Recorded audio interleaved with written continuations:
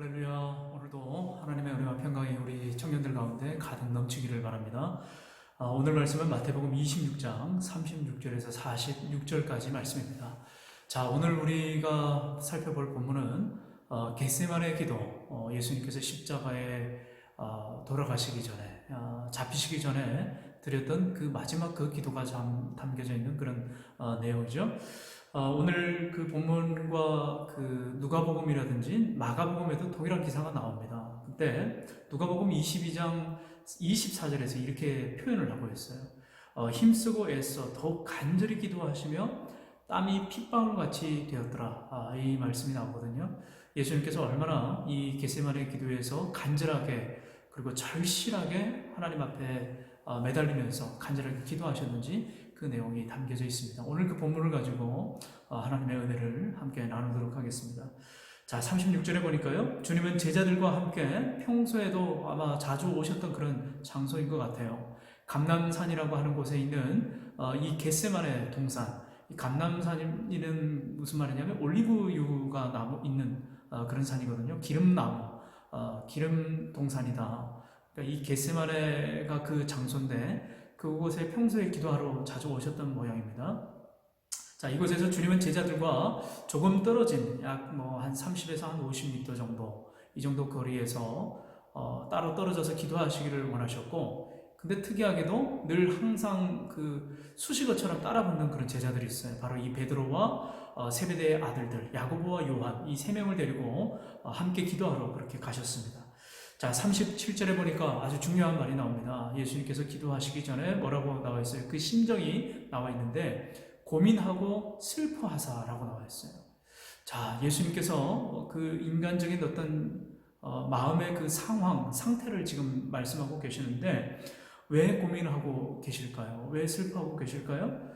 인간적인 생각으로는 그 육신으로 이제 십자가에 돌아가실 그 고난, 고통, 사람들의 멸시와 박해, 이러한 것들을 생각할 때, 그 죽음의 그 고통을 생각할 때 아마 고민이 되셨을 수 있어요.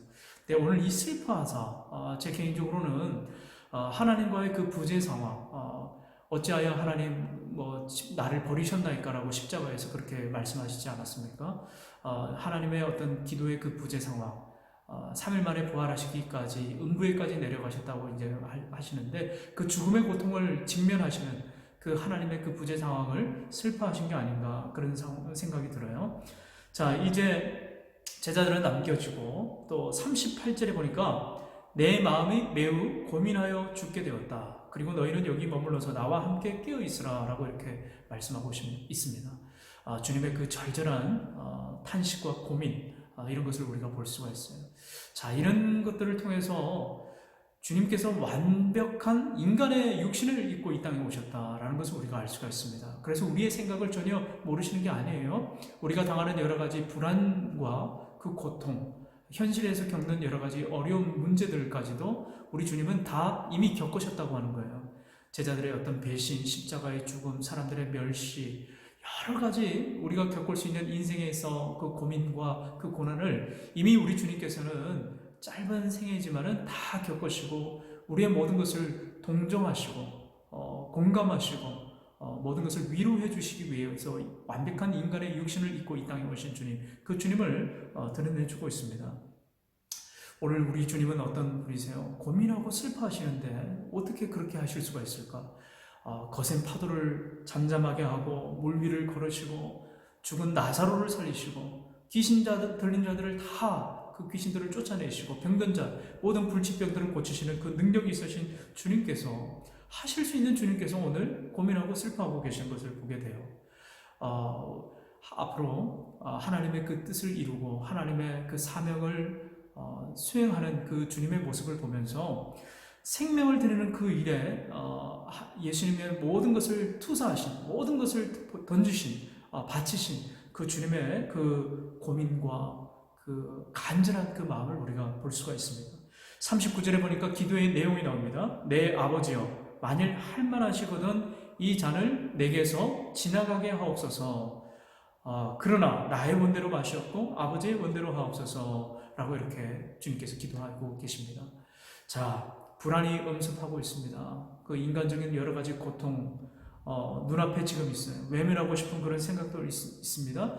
주님도 오늘도 그런 내용으로 기도를 처음에 하셨어요. 할 수 있으면은 이 잔을 좀 내게서 떠나가게 하고 싶습니다. 라고 이렇게 피하고 싶습니다. 라고 이렇게 기도했어요. 그러나 가장 중요한 건 이 그러나죠. 그러나 주님의 원하는 뜻이 아닌 아버지의 원대로 하옵소서. 나의 그 원하는 뜻이 아니라 아버지의 원대로 하옵소서라고 이렇게 기도가 마무리되고 있는 것을 보게 돼요. 여러분, 우리가 왜 기도를 해야 합니까? 기도를 해야 하는 이유가 뭐죠? 나의 원이 아니라 아버지의 뜻, 아버지의 원대로, 내 목적과 내 방향대로 기도하는 것이 아니라 기도를 하면 할수록 내 목적은 점점 사라지고 아버지께서 기뻐하시는 그 일, 하나님의 뜻과 하나님의 목적, 방향으로 바뀌어지게 되는 것을 기도를 통해서 우리가 경험할 수 있게 되는 거죠. 그래서 우리가 기도를 해야 하는 이유입니다. 자, 41절에 대조적으로 함께 따라갔던 이 베드로와 세베대의 아들들은 어떻게 하고 있어요? 잠을 자고 있어요. 육신이 피곤해서 이렇게 졸거나 잠을 자고 있습니다. 예수님께서 안타깝게 이렇게 말씀하세요. 너희가 나와 함께 한 시간도 이렇게 깨어 있을 수 없더냐? 얼마나 안타깝습니까? 자, 주님은 지금 절체절명의 그 시간, 고통과 그 불안이 엄습하는 그 시간 가운데 주님은 사랑하는 제자들과 함께 같이 기도하기를 원하셨어요. 그런데 이 제자들은 육신의 피곤함을 이기지 못하고 지금 잠에 빠져 있는 모습을 보게 됩니다. 41절에 시험에 들지 않게 깨어 기도하라. 마음은 간절한데 육신이 약하구나. 우리말 성경 풀이로 마지막에는 제가 말씀을 드렸어요. 마음은 간절한데 육신이 약하구나.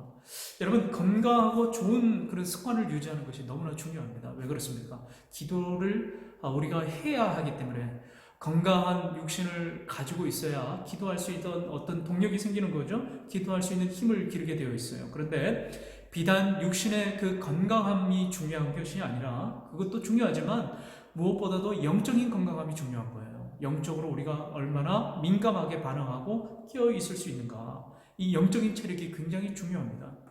오늘 이 겟세마네 기도는요, 온 인류를 대속하시기 위한 십자가의 죽음이 얼마나 고통스럽고 처절한지, 사람들의 외면과 멸시와 그 핍박들, 하나님과의 그 긴 부재의 상황들을 직면해야 하는 그 주님의 고통이 담겨져 있어요. 그러나 그 십자가의 죽음, 그 이면에는 주님의 뜻이 아니라 아버지의 뜻을 이루고자 하는, 그래서 온 인류를 향한 예수님의 그 사랑과 긍휼하심이 거기에 담겨져 있습니다.